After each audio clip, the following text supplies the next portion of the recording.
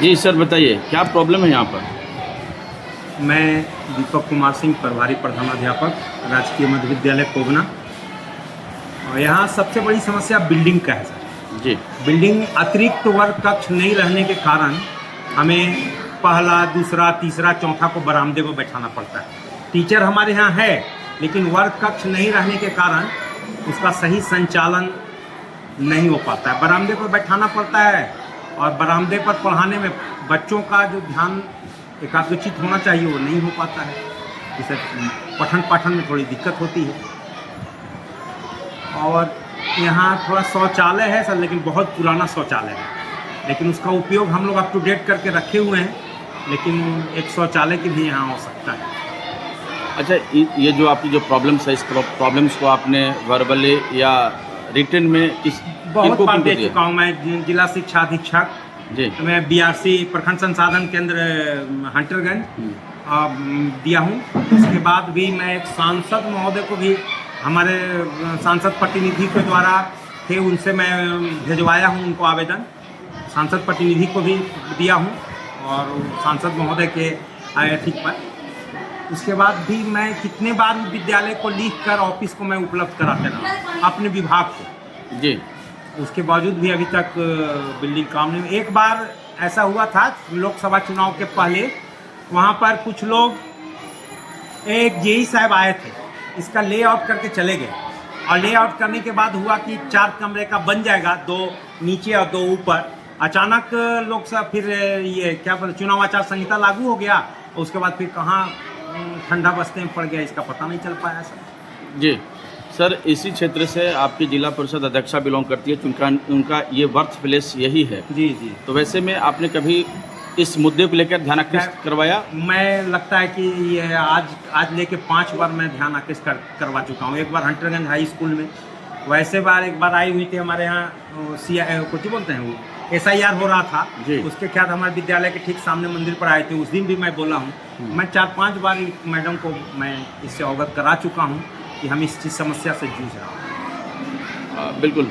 अच्छा सर, एक चीज़ और जो सबसे बड़ी समस्या यहाँ पर देखने को मिल रहा है कि बच्चे जो है आपके नीचे बैठते हैं, बरामदा में बैठते हैं, इवन वो दरी पर बैठते हैं जी। तो आप कैसा फील करते हैं, कैसा महसूस हो रहा है कि एक जो गवर्नमेंट स्कूल है, जो सारी व्यवस्था सरकार दे रखी है, उसके बाद भी आपके बच्चे जो है दरी पर बैठ रहे हैं और बरामदा में ओपन में बैठ रहे हैं? तो वैसे में आपका एज ए प्रिंसिपल क्या सोच रहे हैं, आप कैसे देखते हैं इस चीज़ को? उसमें होता है सर कि बच्चों का जो सही में पठन पाठन होना चाहिए जी, वो नहीं हो पाता है, क्योंकि टीचर पढ़ाते हैं इधर और बच्चे का कभी ध्यान रोड की तरफ चला जाता है, कोई उससे उनका जो विकास होना चाहिए पढ़ाई के संदर्भ में, वो विकास नहीं हो पाता है। अच्छा, हमने बहुत सारे स्कूल्स को विजिट किया है, लेकिन स्कूल्स को विजिट किया उस विद्यालय में व्यवस्थाएं आपके पास भी बहुत सुंदर है, आपके पास शिक्षकों की उपलब्धता है, लेकिन दुर्भाग्य इस बात का है कि आप जैसे इस बिल्डिंग में घुसते हैं, न तो रंगारोहण है, न पेंटिंग है, न डेंटिंग है, किसी प्रकार एकदम ऐसा फील होता है कि जैसे आप किसी पुराने और मनहूस जगह पे आप एंट्री मार रहे हैं। इसके पूर्व में सर आवंटन जो 75,000 विकास मद की राशि आती थी वो पिछले साल नहीं आया। उसके पहले जो राशि आई हुई थी उसका उपयोग हम लोगों ने, ये शेड बहुत ज़रूरी था जो बरामदे के नीचे बच्चे, वहाँ धूप हो जाता था, बच्चे लोगों को खाने में या दिक्कत, तो मैंने उसका शेड बनवा दिया। इसे काम इस साल मैं सोचा था कि रंग रोगन करवाऊँगा, लेकिन इस बार विकास मद का कोई भी पैसा नहीं आया। अब परिणाम हुआ कि रंग रोगन मैं नहीं करवा पाया। अच्छा, चूँकि आप तो बहुत ही सीनियर टीचर हैं और बहुत ही पुराने शिक्षक हैं, एक लंबे अरसे से आप शिक्षा क्षेत्र में काम कर रहे हैं, इवन आप प्राचार्य बने, तो सर सारी चीज़ों को अगर मिला करके देखा जाए तो कहते हैं ना कि first impression is the last impression. अगर पहले आपका इंप्रेशन किसी के लिए भी अंतिम इंप्रेशन पड़ जाता है कि फला व्यक्ति ऐसा है या फला स्कूल ऐसा है, तो वैसे में जैसे आप एंट्री मारते हैं, एंट्री मारने के बाद में आप कैसा फील करते हैं इस विद्यालय को लेकर, क्या सोच है? सर मैं तो इस विद्यालय को प्राइवेट स्कूल से भी अग्रगण्य के रूप में स्थापित कर चुका हूँ। क्लास चलते ही हैं, हमारे पास शिक्षक भी हैं, मैं अलग अलग क्लास बैठाता हूँ, बरामदे में ही बैठा हूँ, लेकिन मैं अलग अलग क्लास बैठा के सभी शिक्षक हमारे जब भी आएंगे रूटीन के तहत अपना पढ़ाई होती है और सारे बच्चे यहाँ कहीं ना कहीं कुछ न कुछ अव्वल दर्जे पर उपस्थापित हैं। कुछ मेडल भी ऊपर रखा हुआ है जिसका साक्ष्य के रूप में आपको मिलेगा। बच्चे यहाँ पर हर क्षेत्र में आगे हैं और थोड़ा सा इसमें वही है कि इसका थोड़ा सा आउटलुक ठीक नहीं है और यही मेरा कहना है। ये जो आपने आउटलुक की बात किया है, ये आउटलुक आने वाले दिनों में फिर जब मैं दोबारा हूँ तो कब तक? हाँ, अगर विकास मद की राशि अगर आ जाती है जी तो मैं निश्चित है कि इसका आउटलुक चेंज कर दूंगा। बिल्कुल। अच्छा, आपके यहाँ कितना स्टूडेंट है? 335।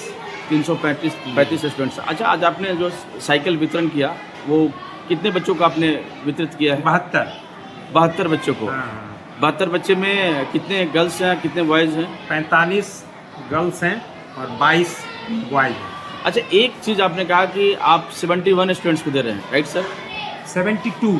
72 को। हाँ, 70 लेकिन एक जनरल है। एक जनरल है। हाँ, हाँ। तो जनरल बच्चे के साथ में उनका डिले साइकिल क्यों? मिलता है सर, जिला डीओ साहब के यहाँ हर बार साइकिल आता है तो उनको लेट से मिलता है, लेकिन मिलता है, अच्छा, साइकिल मिलता तो है। इतना मैं इसका क्या बोलते हैं उसको, इसकी मैं उपयोगिता प्रमाण पत्र हाँ। बीआरसी को उपलब्ध करा दिए हैं, वो लोग डीओ साहब को उपलब्ध करा दिए हैं। निश्चित है कि मैंने अक्टूबर नवंबर तक वो साइकिल इन लोगों को भी मिल जाएगी। ठीक।